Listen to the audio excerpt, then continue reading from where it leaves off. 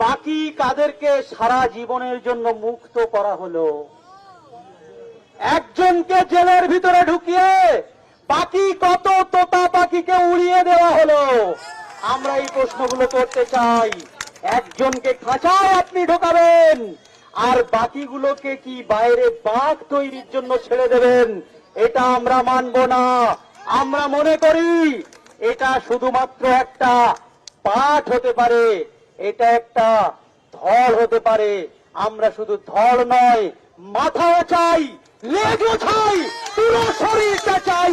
এই অন্যায় যে বা যারা করেছে, যে বা যারা এই অন্যায়টাকে ধামাচাপা দেওয়ার চেষ্টা করেছে, যে বা যারা এই অন্যায়ে মদত দিয়েছে, প্রত্যক্ষভাবে পরোক্ষভাবে এখনো পর্যন্ত সাপোর্ট করে যাচ্ছে, ডিরেক্ট ভাবে ইনডিরেক্ট ভাবে সবাই সমান অপরাধী, কেউ ছাড়া পাবে না।